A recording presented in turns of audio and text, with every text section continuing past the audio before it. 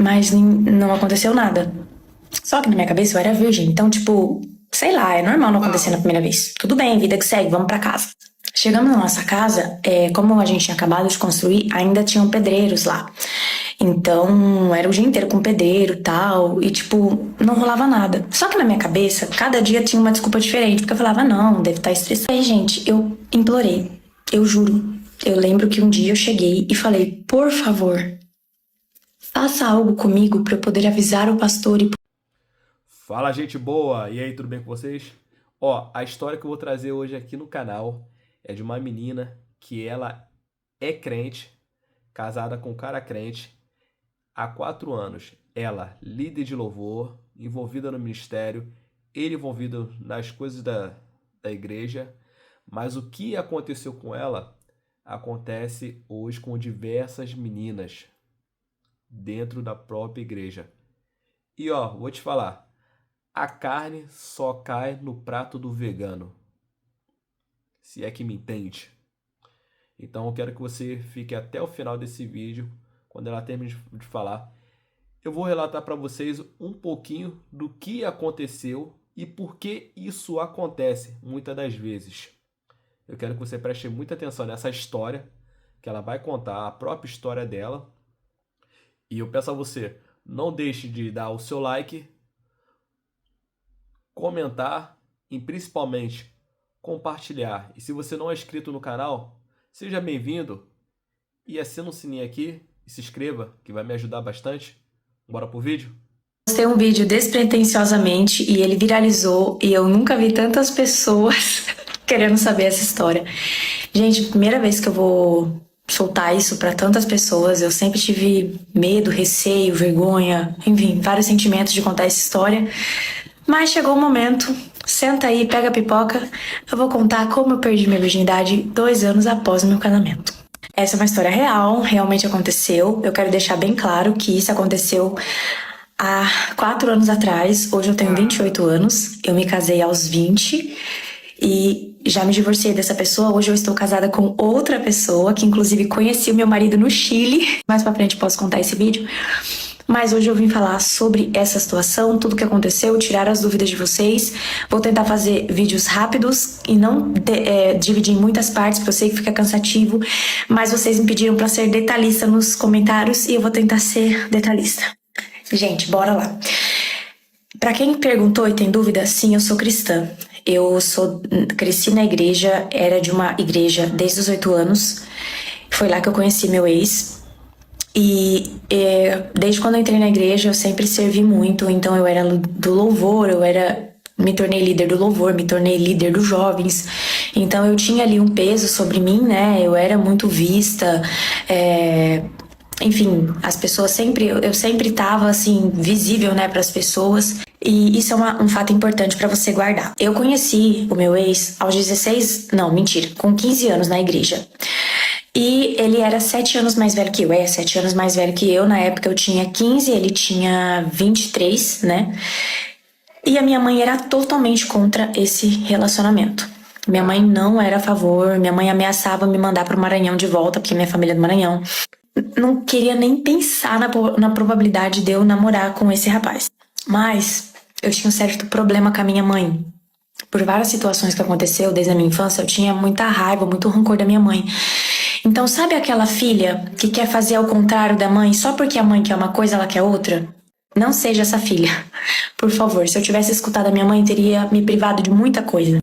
Mas enfim, na época eu queria porque queria, sabe? Eu era murro em ponto de faca. Os pastores não queriam aprovar meu relacionamento, mas era o que eu queria. Eu coloquei na minha cabeça, e quando uma pessoa coloca na cabeça, eu falava que eu estava orando e pedindo o direcionamento de Deus, mas na verdade eu só queria ter aquela confirmação interna de que é isso que Deus quer pra mim. Só que Deus deu vários sinais, e depois eu venho falar pra vocês com mais calma quais os sinais que eu recebi do Senhor, caso você também esteja buscando esses sinais. Eu só ignorei todos eles. Com 20 anos eu me casei com esse rapaz, não teve festa na igreja, mas a gente fez uma comemoração ali pequena, conseguimos construir a nossa casa própria. E aí foram várias situações, mas eu quero contar dessa situação da questão Por da vida favor. íntima, é o tema do vídeo. Sim. Fomos pra lua de mel. Normalmente, lua de mel, você sabe o que acontece, né? Você acabou de casar. Gente, eu era cristã, eu me casei virgem, só pra vocês saberem. Só que não aconteceu nada.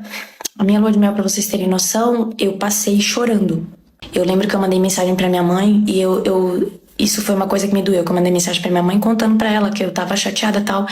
E ela falou, sai desse celular e vai dar atenção pro seu marido.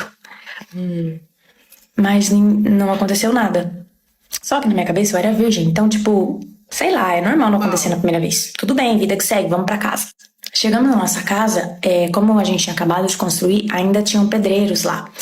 Então, era o dia inteiro com pedreiro e tal, e tipo, não rolava nada. Só que na minha cabeça, cada dia tinha uma desculpa diferente, porque eu falava, não, deve estar estressado, porque tá cheio de pedreiro em casa. Ah, não, deve estar cansado do trabalho e tal. E eu me lembro uma vez que ele me confidenciou que ele não via a hora de quando a gente ia assistir um filme, que ele adorava quando eu dormia, porque eu não ia precisar, ele não ia precisar fazer nada.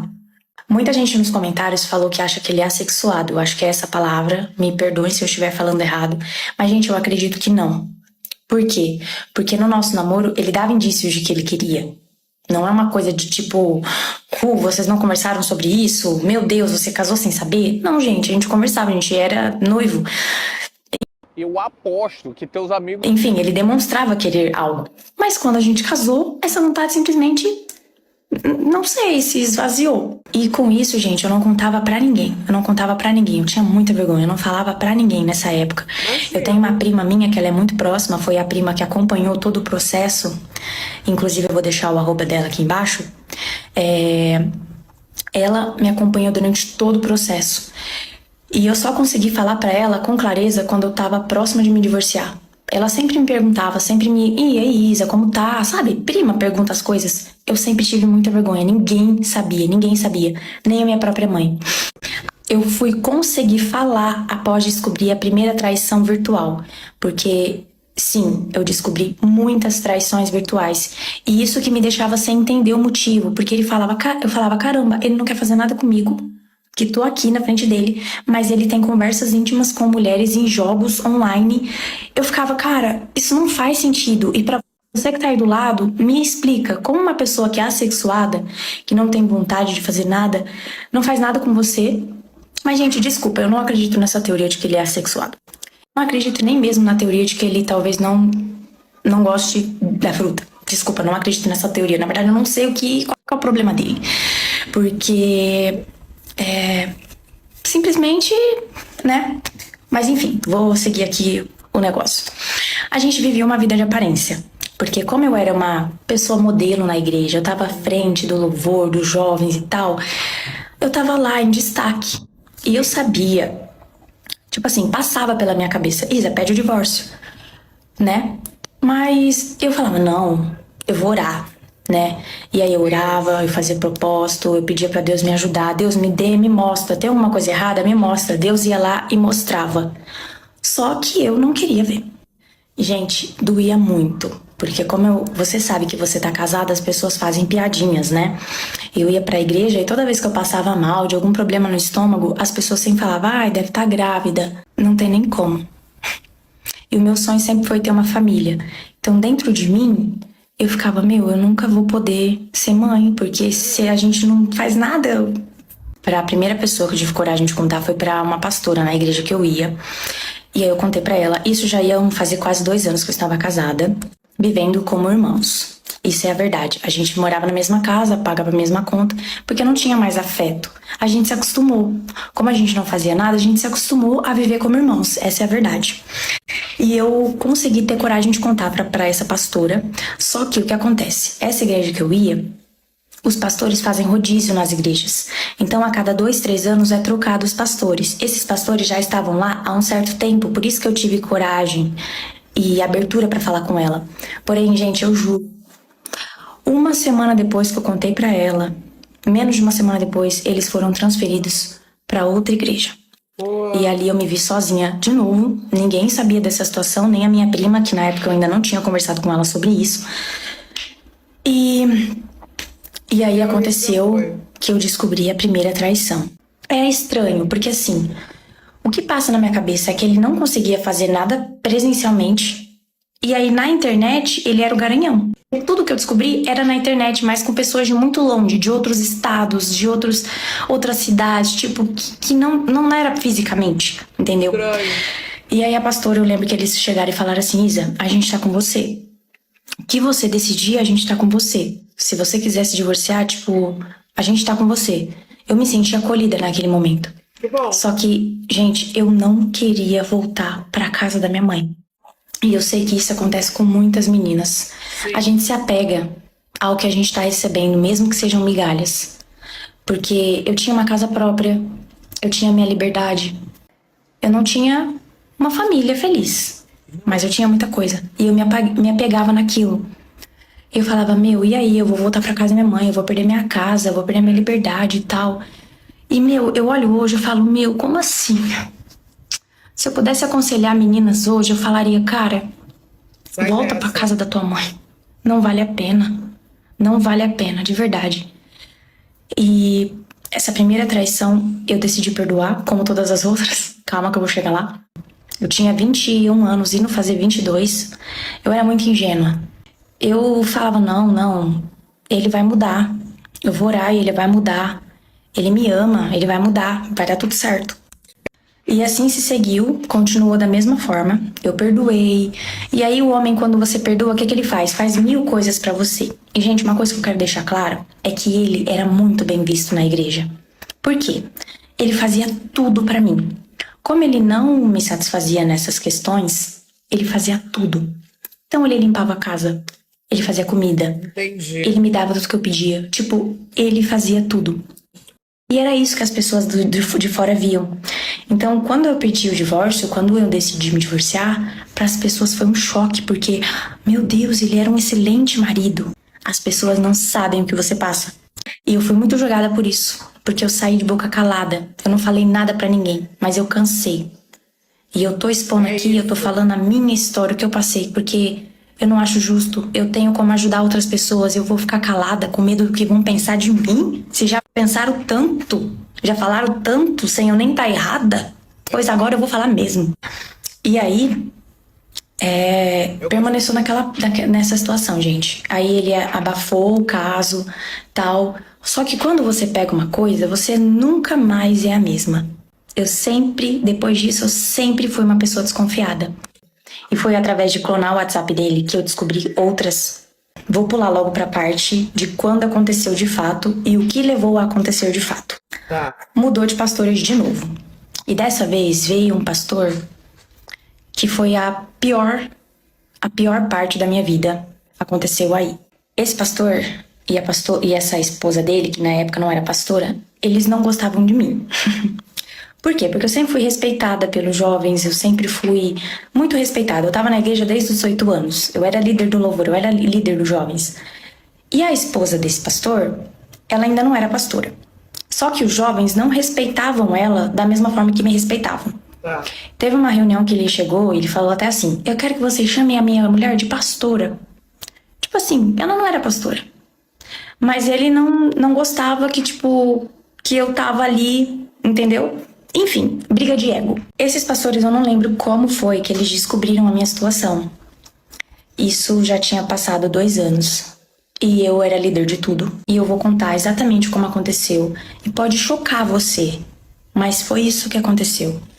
Ele chegou em mim e falou assim: isso não pode continuar, porque você é líder dos jovens, você é líder do louvor, isso vai abrir brechas. Então a gente vai te afastar enquanto você não resolver essa situação. Olha como eles trataram a minha vida.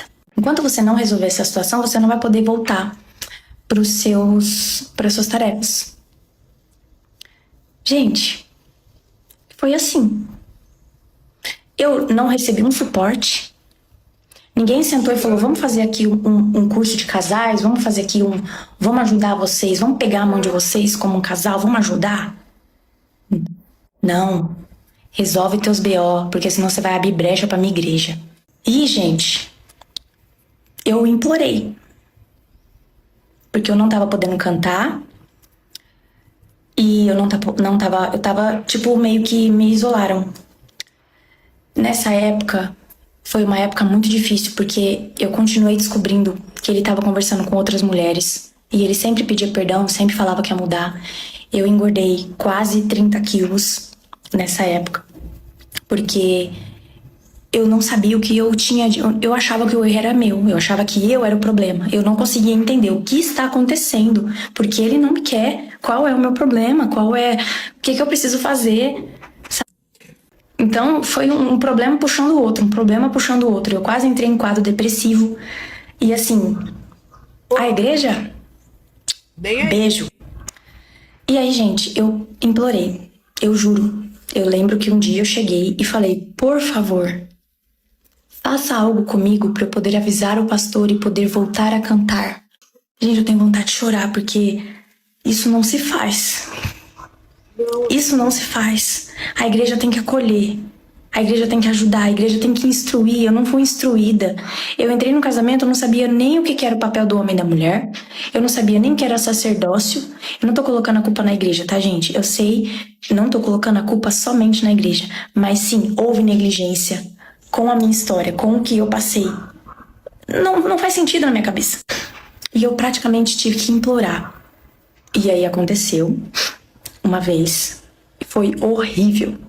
Mas eu lembro que eu saí feliz, porque eu ia poder mandar uma mensagem pro pastor para falar para ele que tinha acontecido, para eu poder voltar a cantar. E as pessoas nem imaginam que isso aconteceu. Aí eu voltei a cantar. Parte 3, eu acho que é a última parte desse meu relato aqui. Gente, voltei a cantar depois do que aconteceu, só que voltou na mesma, tá? Não pense que depois disso foi mil maravilhas, não. Continuamos não fazendo nada, porque afinal, acho que foi só essa vez, só pra eu poder voltar a cantar, depois de muito insistir.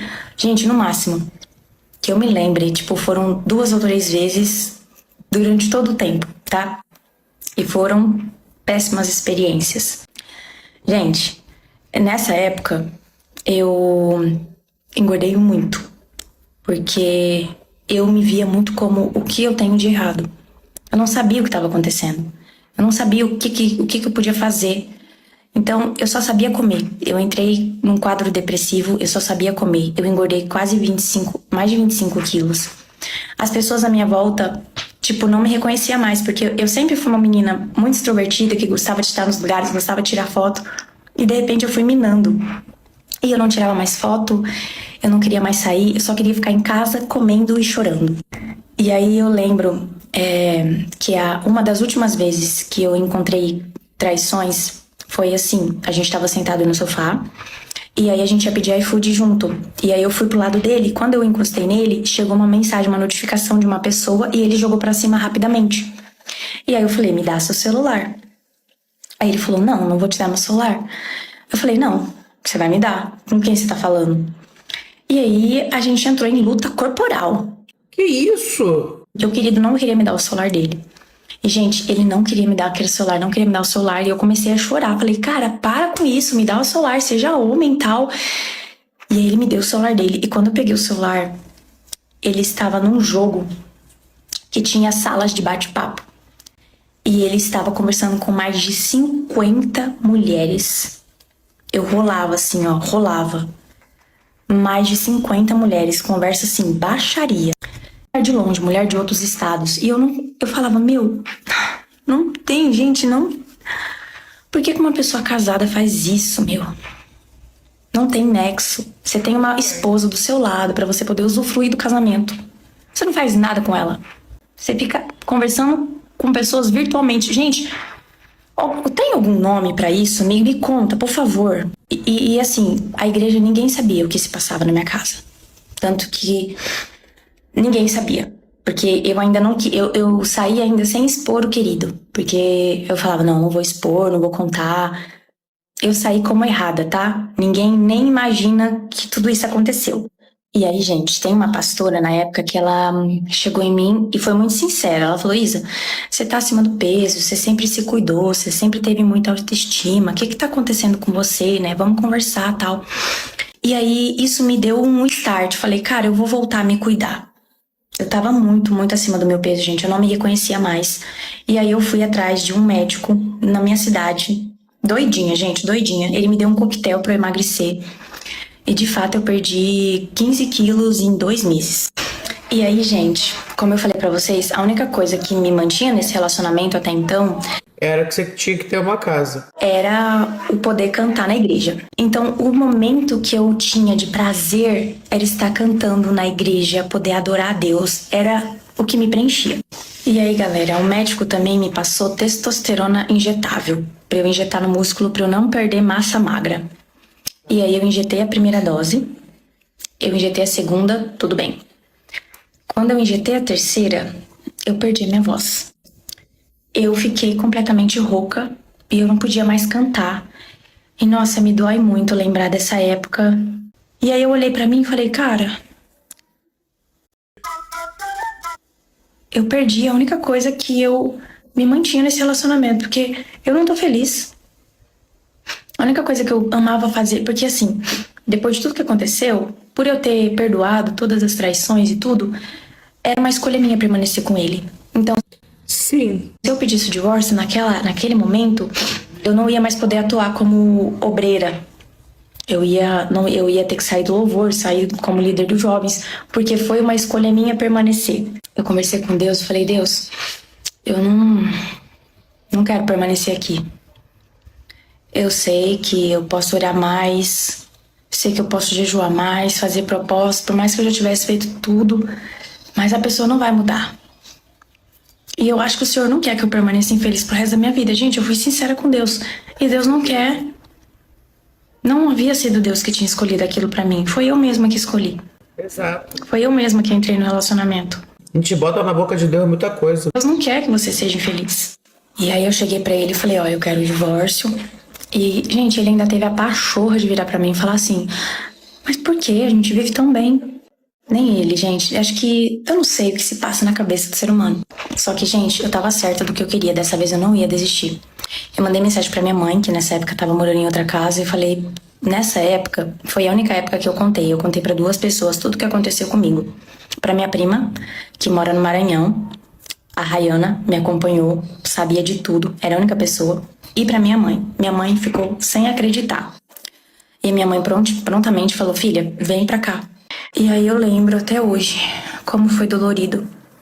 Falei pra ele, não, eu quero ir embora. Gente, eu sou muito burra. Ele ainda falou assim, você não consegue ficar, vamos ficar aqui, pelo menos dividindo as contas, pra gente ir pagando. Eu ainda fiquei morando lá, acho que alguns meses, algumas coisas assim, pra gente poder dividir as contas. E aí, tipo, eu fui atrás do divórcio mesmo, fui lá na Receita, não lembro onde que era, no negócio da minha cidade, pra pedir o divórcio, pra poder dividir as coisas certinho. E, gente, eu lembro que na época eu só queria paz. Eu só queria paz. Eu ainda deixei a casa pra ele, o carro, porque ele ficou desempregado uma época que eu tive que pagar todas as contas, aí ele começou a trabalhar de Uber, ele pegou a minha rescisão pra comprar um carro. Vamos lá, vamos ser trouxa. Fiz isso e ainda deixei tudo pra ele. Falei pra ele, ó, vamos dividir então, você me paga metade das coisas que a gente já pagou junto, mas pode pagar parcelado. Gente, se eu soubesse, depois que a gente divorciou, esse ano eu descobri uma coisa muito pesada. Que se eu soubesse, eu jamais teria deixado isso pra ele de mão beijada. É incrível quando você fica 8 anos com a pessoa, porque eu namorei com ele 4 e fiquei casada praticamente 4, até saiu a 8 anos de atraso de vida, sem prazer nenhum. relação. Você não conhece a pessoa. Mas enfim, eu peguei as minhas coisas e fui pra casa da minha mãe. Peguei meus itens pessoais, eu lembro que eu peguei minhas roupas, meus itens pessoais, peguei meu criado mudo, que eu gostava muito do meu criado mudo, e fui. E deixei tudo lá pra ele. Eu só queria me livrar. Eu só queria ser livre. Gente, até hoje eu não sei o que se passa na cabeça da pessoa.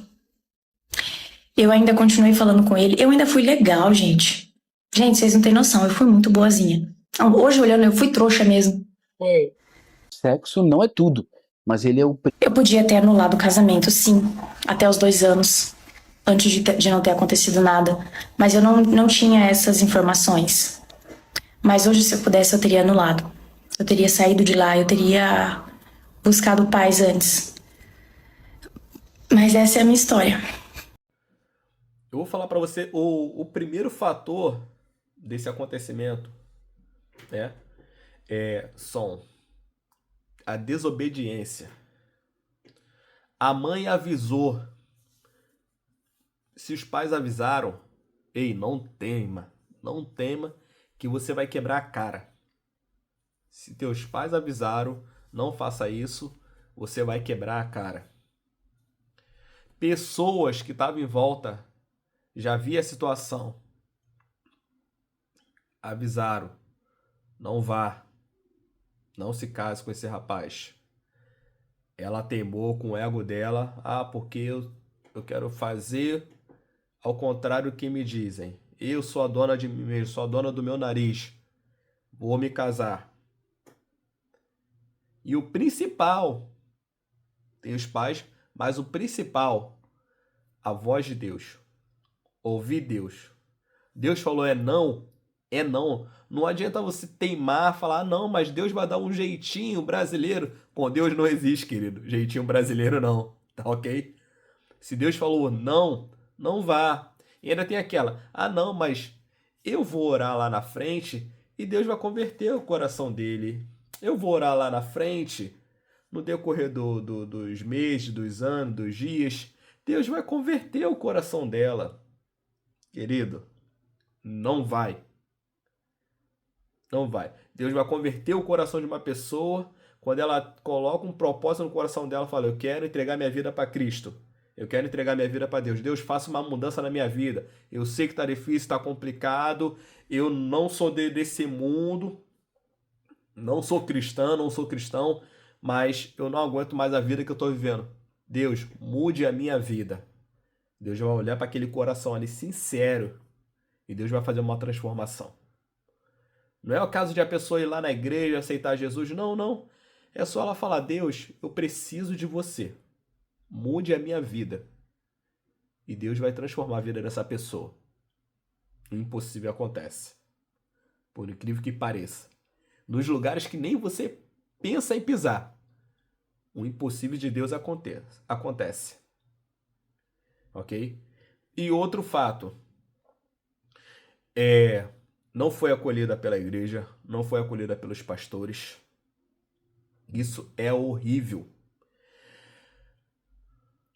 Eu posso dizer que muito um dos lugares que mata diversos sonhos. Deixa eu até me assentar aqui direito. É dentro da própria igreja. Pessoas que não abraçam seu ministério, pessoas que não abraçam seu chamado, têm inveja do seu crescimento e acaba querendo te abafar porque ela está sendo mais vista do que você. Em vez de a igreja te dar aquela potência, te jogar para cima, não, tem muitas pessoas invejosas que abafam o teu ministério, abafam o teu chamado por inveja. Isso daí tira qualquer uma pessoa da igreja. Aí você vai falar para mim assim, não, Hernani, então essa pessoa não estava na igreja por causa de Cristo. Vem cá, só tem Cristo dentro da igreja ou tem pessoas como você? É Cristo que está lá dirigindo o culto? Sim. Quando a pessoa dá o controle na mão de Deus, é Cristo que dirige o culto. Mas, entre aspas, é o ser humano, é o homem. Então sim, você quando vai na igreja, você não vai só estar lá na igreja lá, Jesus, o Filho, o Espírito Santo, Deus. Não.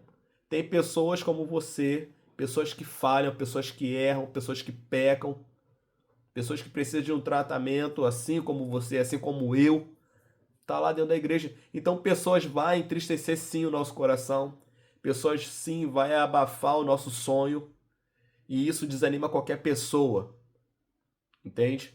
Então o lugar que era para ela ser acolhida, ela foi chutada. Que bom que ela não se revoltou e jogou tudo pro alto. Que bom que chegou pessoas e conseguiram aconselhá-la, conseguiram abraçar ela.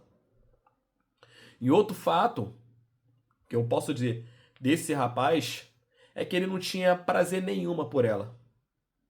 Na hora do namoro ali, aquele fogo todo, aquela paixão, aquela adrenalina. Você quer fazer de tudo. Só que, no geral, ele não tinha prazer nenhum com ela. E eu posso te dizer com toda certeza que ele já atraía ela antes do casamento. Ele se mostrava um bonzinho, um santinho, mas ele já atraía ela. Eu posso dizer isso com toda certeza. Ele já atraía ela fora do relacionamento. Por quê? Um ponto, ela casou virgem.